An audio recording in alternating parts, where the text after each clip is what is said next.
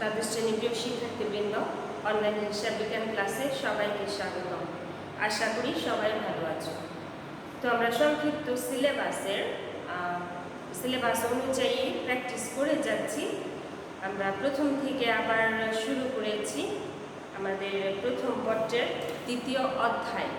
আজকে আমরা শেষ ক্লাস করব। তাহলে দ্বিতীয় অধ্যায়ে নগদ প্রাপ্তি এবং নগদ প্রদান জাবেদা নিয়ে আজকে আলোচনা করব। গত ক্লাসে শুধু একটা বিষয় দেখেছিলাম, আজকে নগদ প্রাপ্তি এবং নগদ প্রদান জাবেদা নিয়ে আলোচনা করব এবং এর মধ্য দিয়ে আমরা দ্বিতীয় অধ্যায়টি শেষ করব। তাহলে আমাদের বইয়ের অনুশীলনী নাম্বার 75 এখানে আছে একই সাথে নগদ প্রদান এবং নগদ প্রাপ্তির জাবেদা। আবারও বলছি, আমাদের বইয়ের অনুশীলনী নাম্বার 75।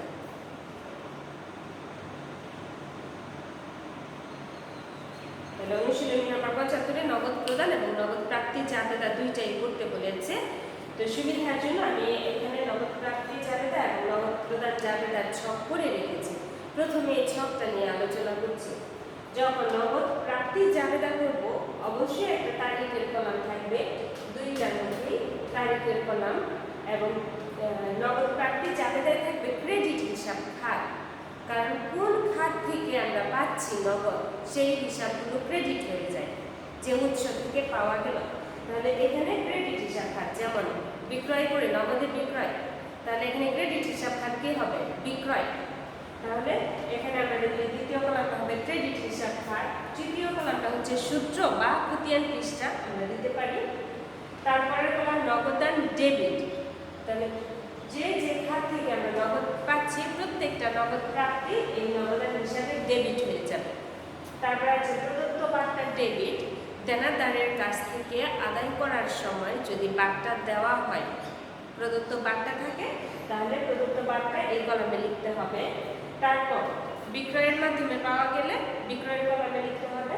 দেনাদারের কাছ থেকে আদায় হলে নগদ দেনাদারের কলামে লিখতে হবে। এবং বিক্রয় এবং দেনাদার ছাড়া বাকি অন্যান্য খাত থেকে যদি নগদ পাওয়া যায়, তাহলে সেটা অন্যান্য হিসাবে লিখতে হবে। তাহলে এইগুলো প্রত্যেকটা আলাদা আলাদা লিখতে হবে, কিন্তু প্রত্যেকটা লেনদেন যে যে উৎস থেকে নগদ পেয়েছি তা আমাদের নগদান কলামে লিখতে হবে। তাহলে আমাদের প্রধান যে তিনটা বিষয় আমরা এখানে দেখেছি, বিক্রয়, দেনাদার, তারপর অন্যান্য হিসাব। তাহলে নগদ প্রাপ্তি জাবেদার ছকটা এরকম হবে। আর নগদ প্রদান জাবেদার কথা যদি চিন্তা করি, তাহলে তারিখের একটা কলাম ডেবিট হিসাব খাত, অর্থাৎ কোন খাতে নগদ প্রদান করা হচ্ছে, তাহলে সেই হিসাব খাতটা এখানে লিখতে হবে।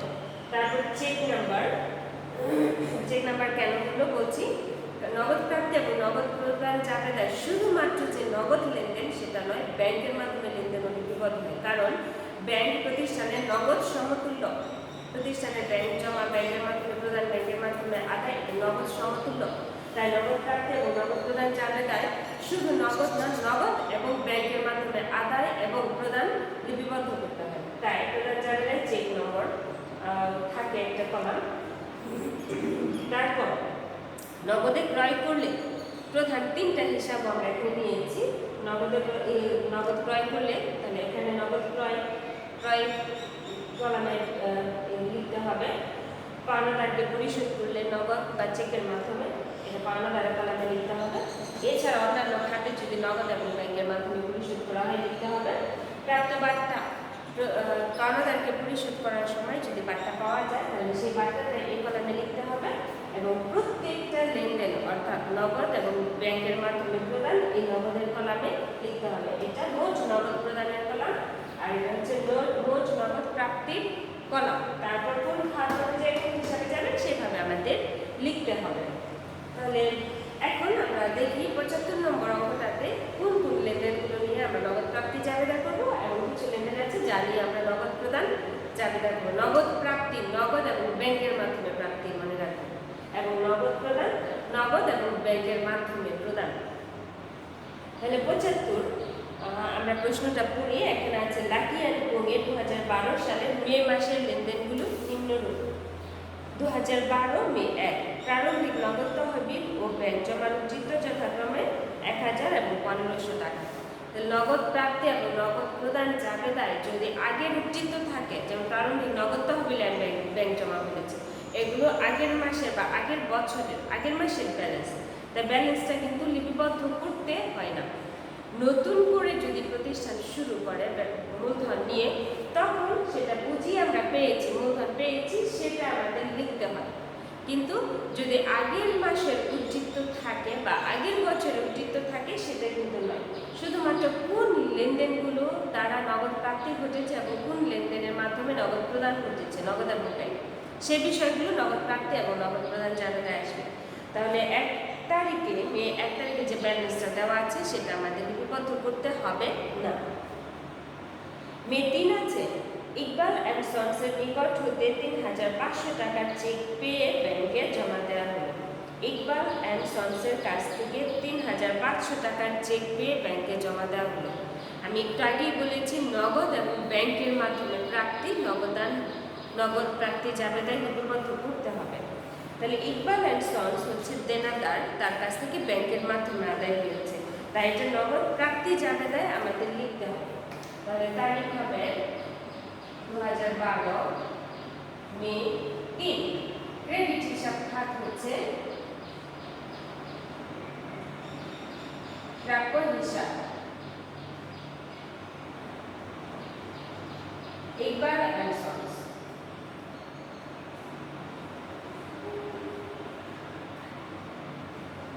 তার কাছ থেকে পাওয়া গেছে, সে আমাদের প্রাপ্য হিসাব বাদ দেনাদার হিসাব আমরা জানি একই কথা।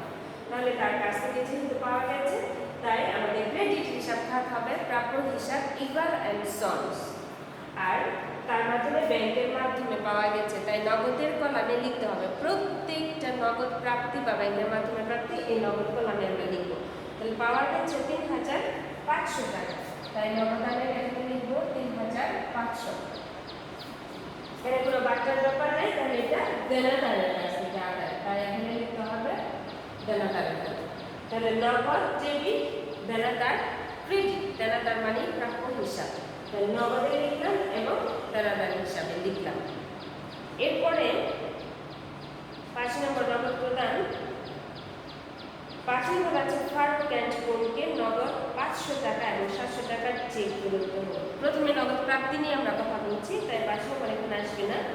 7 আছে পুরাতন আসবাবপত্র বিক্রয় করে চেক প্রাপ্তি 5,500 টাকা। পুরাতন আসবাবপত্র বিক্রয় করে চেক প্রাপ্তি, তাহলে এই চেকটা কিন্তু নগদের শামিল, নগদ পাওয়া গেছে পুরাতন আসবাবপত্র বিক্রয় করে, তাই এখানে এটা নগদ প্রাপ্তি যাবে, তাই আসবে। তাহলে আমরা নেব মে 7 আমাদের বিক্রয় করেছি পুরাতন আসবাবপত্র, এটার জন্য কিন্তু নগদান হিসাব ডেবিট আর আসবাবপত্র হিসাব ক্রেডিট। বিক্রয় হিসাব হবে না, কারণ এটা পণ্য নয়, আসবাবপত্র সম্পদ বিক্রয় করা হয়েছে, আমরা এটা খেয়াল করব। যদি স্থায়ী সম্পদ বিক্রয় করা হয়, তাহলে সেক্ষেত্রে বিক্রয় হিসাব না, সেই স্থায়ী সম্পদটা ক্রেডিট হয়ে যায় এখানে। তাহলে এই লেনদেনটির জন্য আমাদের নগদান ডেবিট এবং আসবাবপত্র হিসাব ক্রেডিট, তাই ক্রেডিট হিসাব খাতে আমরা লিখব আসবাবপত্র হিসাব।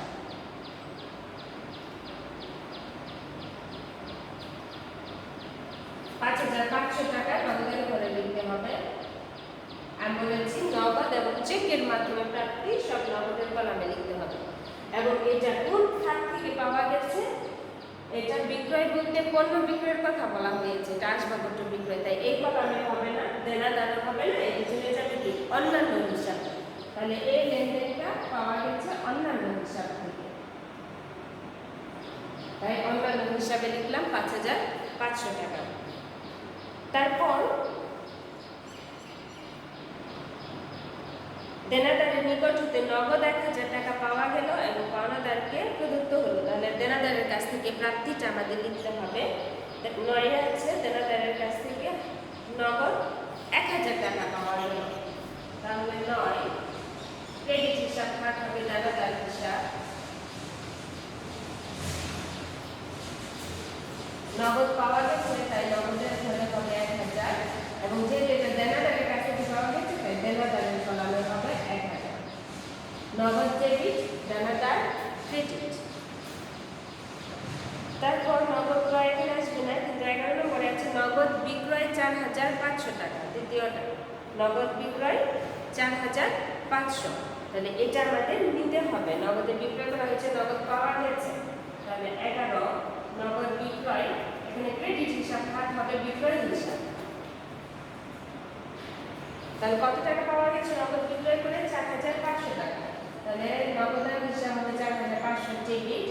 আর এটা বিক্রয় করে পাওয়া গেছে, তাই 4,500 বিক্রয়ের কলামে হবে ক্রেডিট। যদি পণ্য বিক্রয় হয় সেক্ষেত্রে কি আসবে? বিক্রয় হিসাব। তাই নগদ ডেবিট, বিক্রয় ক্রেডিট। তারপর 14 নম্বর আছে ব্যাংকে 1500 টাকা জমা দেওয়া হলো। যদি ব্যাংকে জমা দেওয়া হয়, ব্যাংক থেকে উত্তোলন করা হয় প্রতিষ্ঠানের প্রয়োজনে, তাহলে নগদ টাকা ব্যাংক থেকে হাতে এসছে। আবার ব্যাংকে জমা দেওয়া হলে নগদ টাকা হাত থেকে ব্যাংকে চলে গেছে। তাহলে এটার ফলে কিন্তু আমাদের নগদ ব্যালেন্স, নগদ বা ব্যাংক ব্যালেন্সের কোনো পরিবর্তন হয় না। তাই এই লেনদেনগুলো নগদ প্রাপ্তি এবং নগদ প্রদানে লিখতে হয় না। আবার বলছি, ব্যাংকে জমা দেওয়া হলো প্রতিষ্ঠানের প্রয়োজনে ব্যাংক হতে উত্তোলন, নগদ প্রাপ্তি এবং নগদ প্রদান জাবেদায় আসে না। তো এরপরে আছে অফিসের প্রয়োজনে ব্যাংক থেকে উত্তোলন, এটাও আসবে না। বেতন বাবদ নগদ প্রদান, এটা চলে যাবে নগদ প্রদান জাবেদায়, এবং টিস আছে ধারে বিক্রি। তাহলে আমাদের এই পর্যন্ত ছিল নগদ প্রাপ্তি জাবেদা। তাহলে এটা আমরা ক্যালকুলেশন করে ফেলবো।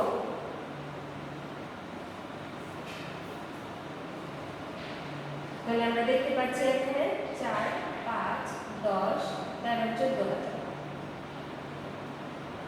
14,000, এখানে 4,500, 3,500 এবং তাহলে হবে 4,500,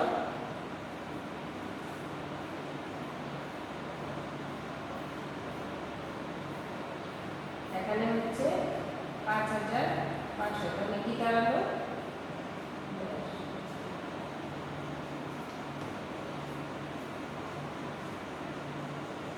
4, 5, 5, 5, 10, 11, 2,500।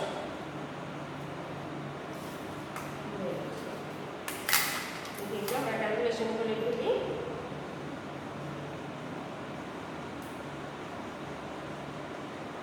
3,500 যোগ 5,500 যোগ 1,000 যোগ 4,500,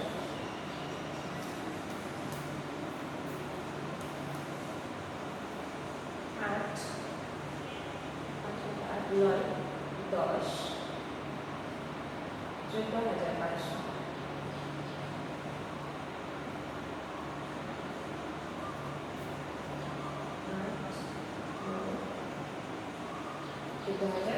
তাহলে এখন আমরা এটা ডাবল ভাগ দিয়ে ক্লোজ করে দেব।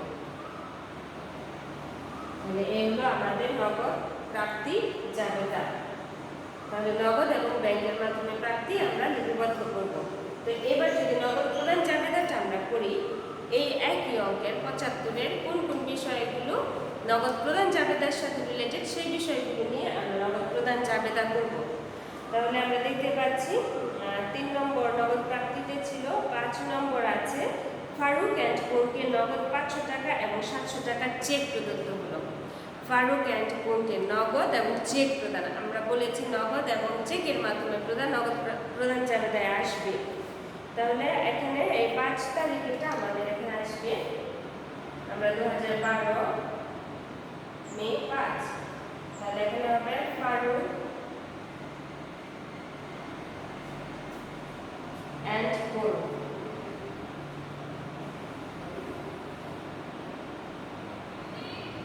আমাদের ডেবিট হিসাব খাত হচ্ছে পাওনাদার হিসাব ফারুক এন্ড কোন।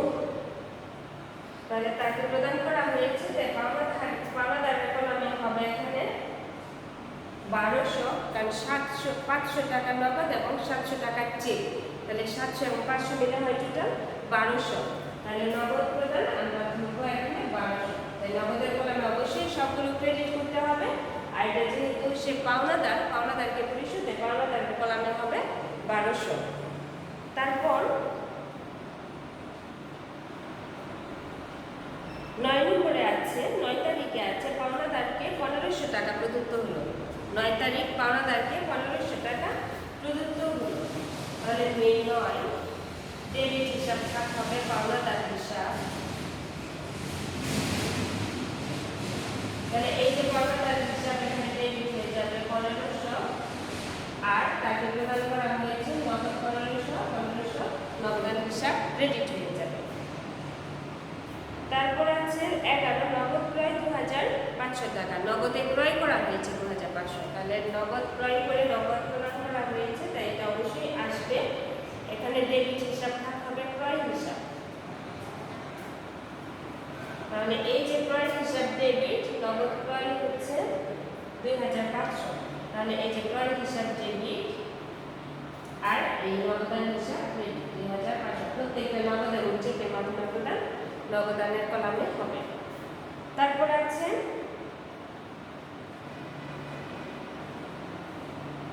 বেতন বাবদ নগদ প্রদান, 28 তারিখ আছে বেতন বাবদ নগদ প্রদান 600 টাকা, তাহলে এটাও আমাদের হিসাব করতে হবে 28। আমাদের ডেবিট হিসাব হচ্ছে বেতন হিসাব, তাহলে বেতন হিসাব ক্রয়ে যাবে না, পাওনাদারে যাবে না, অন্যান্য হিসাবে চলে যাবে, তাহলে 600 টাকা বেতন বাবদ প্রদান 600 টাকা প্রথমে যাবে অন্যান্য হিসাবে, তারপর নগদ ক্রেডিট 600। এ পর্যন্ত ছিল। তারপর ধারে বিক্রয় তো আসবে না, তাহলে আমরা এখন দেখি যোগ করে ফেলি এটা। তাহলে এখানে 2500, এখানে 2700, এখানে 600, আর এখানে হবে 2 3 4 5 5800। তারপর আমরা ডান পাশ দিয়ে এই হচ্ছে আমাদের নগদ প্রদান জাবেদা। তো এইভাবে আমরা চেষ্টা করতে পারি নগদ প্রদান জাবেদা। 75 নাম্বার করলাম। এরপরে আরেকটি অনুশীলনী আমরা যদি দেখি, যেহেতু বাট্টার বিষয়টা আছে এখানে, বাট্টাটা আমরা দেখি নাই, তাই আমরা 79 নম্বর অঙ্কটা দেখতে পারি, 79 নাম্বার। তাহলে এখানে বেশ কিছু লেনদেন আছে, এখানেও নগদ প্রাপ্তির জাবেদা এবং নগদ প্রদান জাবেদা করতে বলেছে। তাহলে এই অঙ্কটা করে কিছুটা ধারণা হয়েছে, সেই বিষয়টা নিয়ে আমরা 79 নাম্বার করব। তাহলে আমি একটু মুছে দিচ্ছি, এখান থেকে সবটা থাকবে।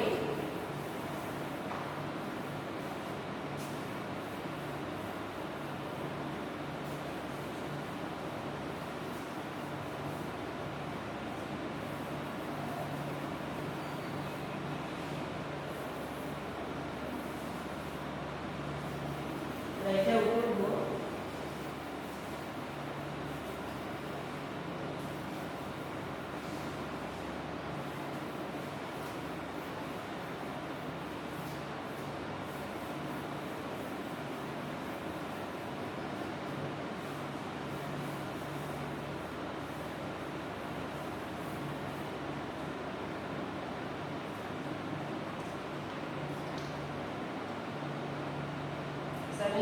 অনুশীলনী 79, এখানে নগদ প্রাপ্তি এবং নগদ প্রদান জাবেদা বলেছে। তাহলে এটাও আমরা আজকে একটু প্র্যাকটিস করি।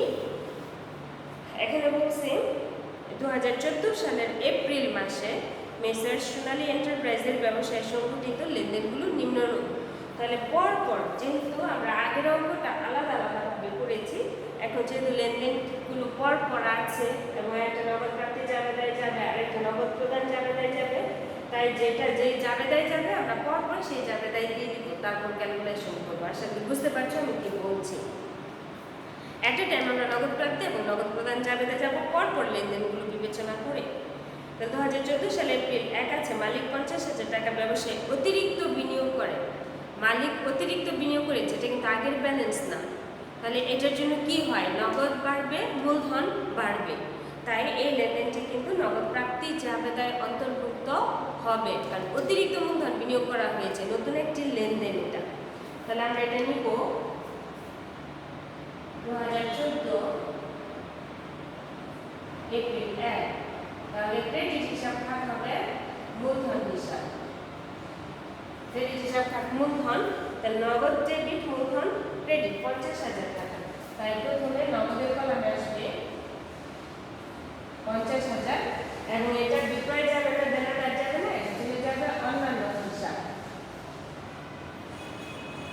তাহলে নগদ ডেবিট মূলধন ক্রেডিট এবং মূলধনের জন্য অন্যান্য হিসাবের কলামে আমরা টাকার অঙ্কটা লিখব। তারপর আছে নগদের পণ্য ক্রয়। নগদের পণ্য ক্রয়, নগদ ক্রয় করে প্রদান করা হয়েছে, তাই নগদ ক্রয় নগদ প্রদান জাবেদায় যাবে।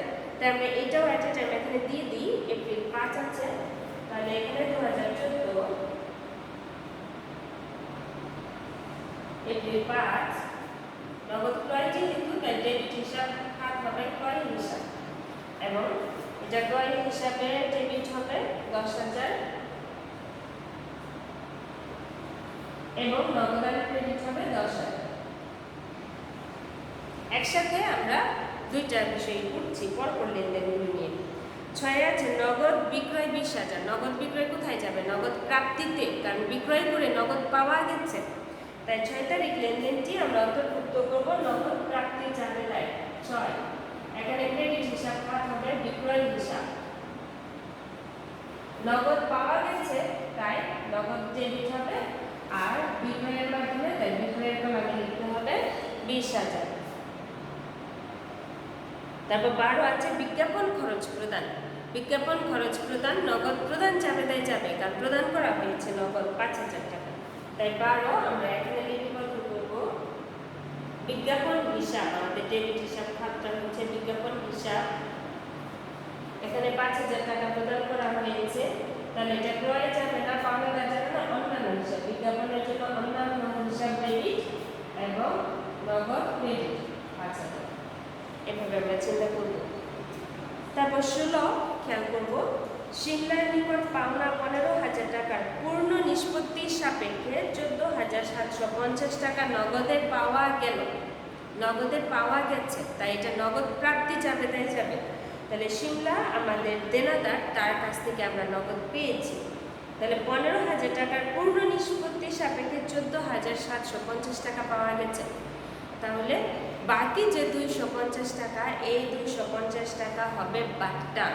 তাহলে এই লেনদেনটি হিসাবভুক্ত করার জন্য আমরা খেয়াল করব 16। তাহলে এখানে হবে দেনাদার হিসাব সিমলা,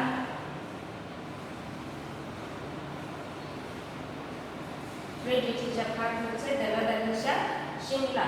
নগদ, নগদের কলামে ঠিক যত পেয়ে পাওয়া গেছে, তাহলে 14,750 টাকা পাওয়া গেছে, তাই এটা নগদের কলামে হবে।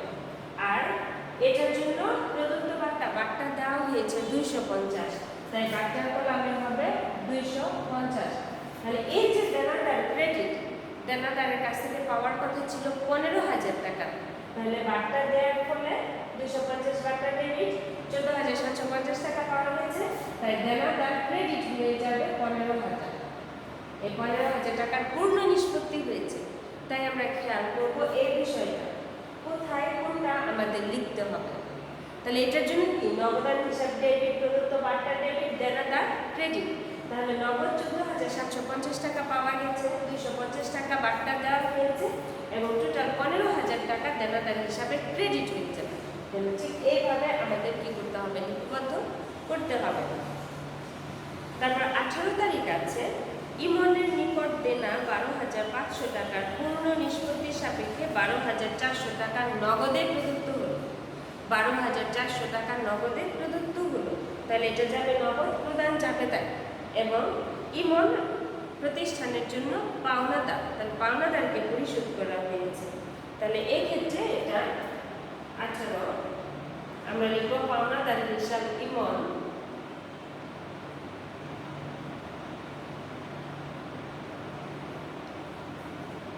তাহলে এটা পাওনাদার হিসাব।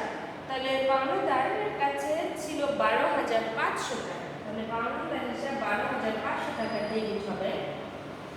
নগদ প্রদান করা হয়েছে 12,400 টাকা, তাই নগদের কলামে 12,400 টাকা হবে। আর এটার জন্য বাট্টা পাওয়া গেছে 100 টাকা, তাই প্রাপ্ত বাট্টার কলামে 100 টাকা। তাহলে আমরা দেখতে পাচ্ছি যে পাওনাদার ডেবিট হয়ে যাবে 12,500 টাকা, নগদ পাওয়া গেছে 12,400 টাকা ক্রেডিট এবং প্রাপ্ত বাট্টা ক্রেডিট। এই নগদ এবং প্রাপ্ত বাট্টা মিলে পাওনাদার ডেবিট হবে 12,500 টাকা। এই বিষয়টা আমরা খেয়াল করব, বিশেষ করে পাওনাদার এবং নগদের কলামে লিখতে গিয়ে। তারপর আছে 22 আশরাফের নিকট হতে অফিস সরঞ্জামাদি ক্রয় 40,000 টাকা, 50% নগদে 50% ধারে। ধারের লেনদেন এখানে আসবে না, কারণ আমরা নগদ প্রদান এবং নগদ প্রাপ্তি জাবেদা করছি। তাহলে এখানে যতটুকু অংশ নগদে ক্রয় করা হয়েছে, অফিস সরঞ্জাম ক্রয় 40,000, 50% নগদে, তাহলে 50%-এর অংশ নগদ প্রদান জাবেদায় আসবে। অফিস সরঞ্জাম আমাদের ক্রয় করে নগদ প্রদান, তাই এটা নগদ প্রদান জাবেদায় আসবে। তাহলে এটা হচ্ছে আমাদের 22। তাহলে অফিস সরঞ্জাম হিসাব হবে।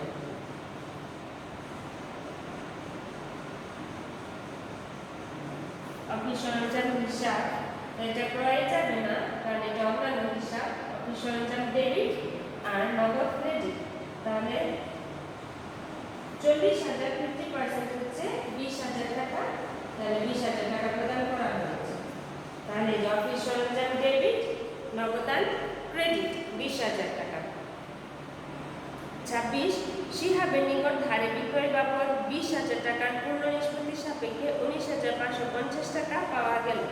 শিহাবের নিকট বিক্রয় করা হয়েছিল 20,000 টাকা, পূর্ণ নিষ্পত্তি সাপেক্ষে 19,550 টাকা পাওয়া গেল। তার মানে বাকি যে 450 টাকা, 450 টাকা হচ্ছে বাকিটা।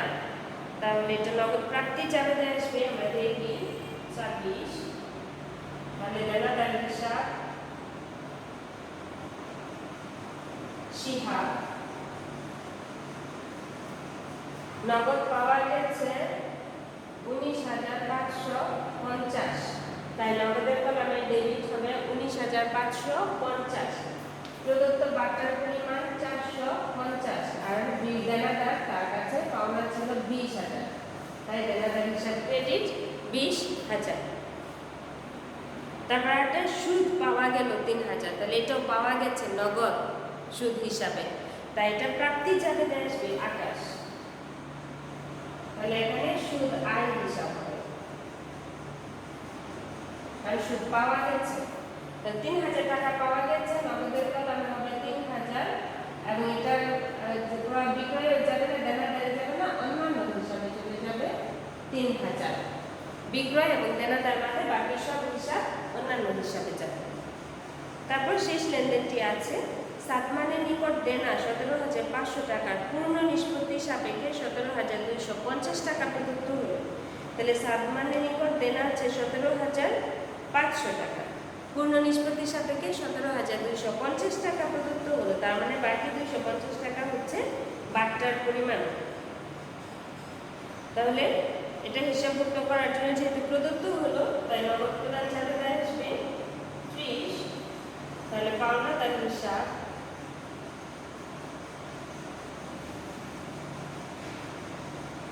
সাতমান, তাহলে তাকে প্রদান করা হয়েছে 17,250 আর তার নিকট দেনা ছিল 17,500। তাহলে দেনাদার পাওনাদার হিসাবে হবে 17,500, প্রাপ্ত বাটার কলামে হবে 250 আর প্রদত্ত নগদ ক্রেডিট হয়ে যাবে 17,250। তাহলে নগদান ক্রেডিট 17,250, প্রাপ্ত বাটার ক্রেডিট 250, পাওনাদার ডেবিট 17,500। এই দুইটা মিলে হবে পাওনাদার ডেবিট 17,500। তাহলে এই ছিল সব লেনদেন। এখন আমরা ক্যালকুলেশন করে দুইটা যোগফল বের করি। তাহলে এখানে আমরা দেখতে পাচ্ছি 50,020 70,000, তাহলে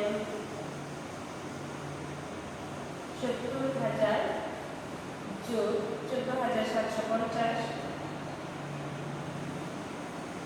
তারপর যোগ 19,550,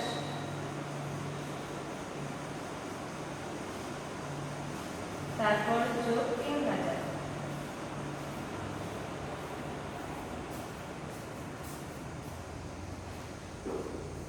তাহলে হবে 1,07,300। আর এখানে 4,500 7, এখানে হবে 700, এখানে 20,000, এখানে হচ্ছে 35,000 আর এখানে 53,000।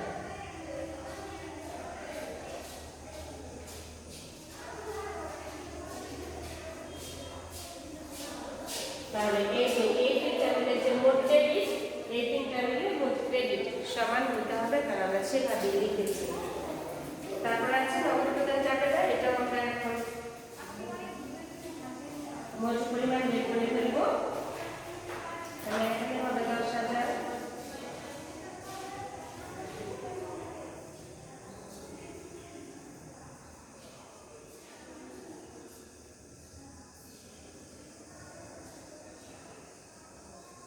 10,000, তারপর এখানে হচ্ছে 25,000,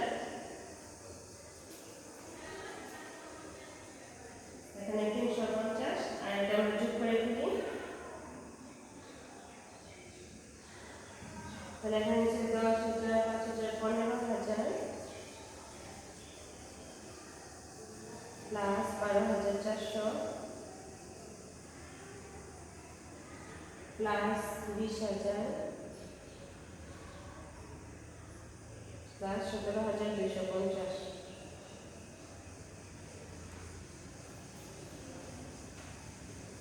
৳63,650। এটা এখন ডাবল ভাগ দিয়ে ক্লোজ করে দেব। তাহলে যে এভাবে আমরা নগদ প্রদান এবং নগদ প্রাপ্তির চাপেটা করতে পারি। তাহলে এর মধ্যে দিয়ে আমরা এই চ্যাপ্টারটা শেষ করছি।